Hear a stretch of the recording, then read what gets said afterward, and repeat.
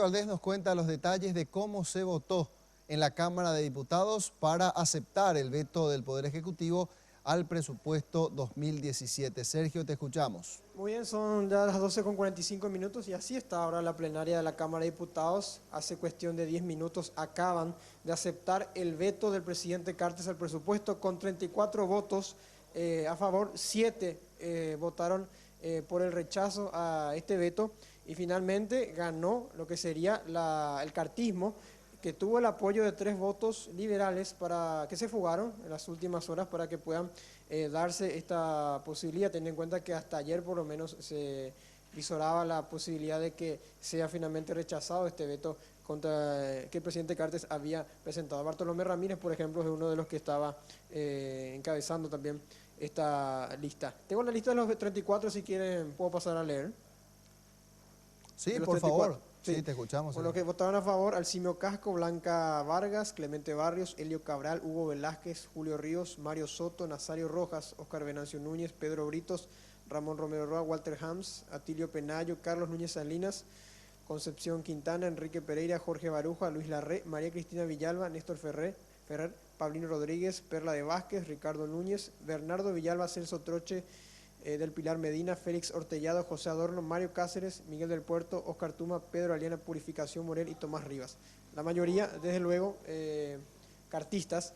Y hay que tener en cuenta que lo que va a pasar ahora es que van a analizar a partir de 2017 el presupuesto 2016, que sería virtualmente lo que quedaría vigente, porque hay que esperar lo que resuelva el Senado más tarde, y esto se va a reenviar desde luego a la presidencia. Hablamos de las decisiones de las demás cámaras. Se va a estudiar durante el año las ampliaciones para docentes y médicos que están manifestándose y presionando afuera.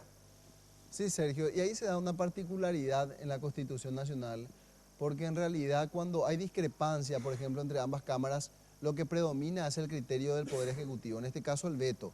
Supongamos que la Cámara de Senadores dice: nosotros nos ratificamos y tenemos los 23 votos para poder hacerlo. Aún así, el presupuesto 2016 será el que entrará en vigencia el próximo año. Entonces, se requiere de el mismo criterio en ambas cámaras del Congreso para que puedan ratificarse en el presupuesto 2017, algo que ya no sucedió. Es decir, lo del Senado ya es historia. Y pueden no reunirse, por ejemplo, esta tarde. Aún así, la ley 1535/99, artículo 19, contempla que el presupuesto 2016 esté transitoriamente en vigencia hasta tanto la Cámara de Senadores termine por cerrar el círculo parlamentario. Así es la cuestión. Claro, a partir del 1 de enero, por ejemplo, ya va a arrancar el presupuesto actual de este año, 2016. Así mismo es, así es, Sergio. Bueno, ¿y hay algo más que contar allí? No, y hubo un debate, pero no muy intenso, ni tampoco muy largo. Por ejemplo, Ricardo González del Partido Encuentro Nacional era lo que apoyaba el rechazo a este veto, y también Portillo, liberal, que finalmente también había votado en contra del rechazo, teniendo en cuenta que acusó a Cartes de no escuchar los reclamos ciudadanos y los aumentos tanto para Citrande, para los docentes y los médicos. Ahora vamos a ver qué sucede esta tarde, si finalmente se presentan o no los senadores. De igual manera, esta reunión del Senado va a ser sumamente importante porque fue el senador Carlos Amarilla el último en conversar con el presidente de la República ayer de noche.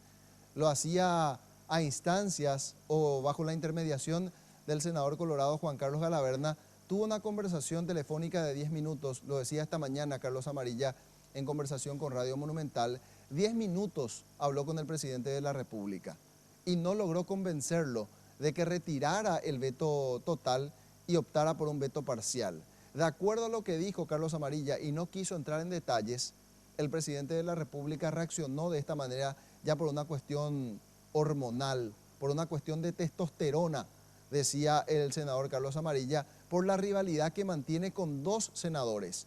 El senador disidente Silvio Beto Ovelar, de la disidencia colorada, y la senadora Desiree Masi, que ha tenido mucha participación en la configuración del presupuesto general de gastos de la Nación para el ejercicio fiscal 2017. ¿Por qué digo que va a estar interesante? Porque de seguro van a entrar en la interpretación de lo que fue ayer, o fueron las negociaciones ayer por parte de parlamentarios con el entorno del presidente de la República. Recordará, Sergio, que ayer al mediodía, ya a la siesta en realidad, el propio ministro de Hacienda, Santiago Peña, habría la posibilidad de que el Ejecutivo opte por un veto parcial, sin dar una respuesta definitiva, porque obviamente faltaba el visto bueno del presidente de la República.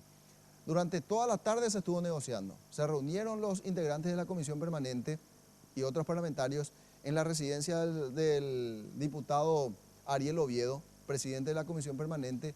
Allí se hicieron las gestiones, se conversó con el presidente y aún así no se logró lo que estaba previsto. Claro, no aflojó. No aflojó, a pesar de que los senadores sí aflojaron, o los parlamentarios aflojaron. Y según dijo, la interpretación que hace Carlos Amarilla es que el presidente no quería dar la impresión de que estaba cediendo. Por eso se mantuvo radicalmente en su posición. Claro, y un detalle nada más, 50 minutos por lo menos esperó desde las 11 de la mañana para que arranque la sesión porque al presidente de la Cámara, Hugo Velázquez, que es cartista, le convenía, o sea, por lo menos al cartismo, que lleguen 3 liberales que no estaban todavía en la sala, con lo que se llegó a 45 para arrancar la sesión. Ya, perfecto. Bueno, Sergio... Y también Roberto, sí. La expectativa, claro, y muchos nos preguntamos si esta tarde por lo menos había una intención de los oficialistas de presentar, digamos, unas bajo la manga el proyecto de enmienda, teniendo en cuenta de que es otra de las negociaciones que se tiene y faltaba un voto. Hay que ver si utilizan esta sesión extraordinaria también para ese proyecto. Algunos dicen que es poco probable, pero igual está allí la expectativa, Está uno latente, nunca sabe. claro, está latente. Bueno, muchas gracias, Sergio, completo reporte.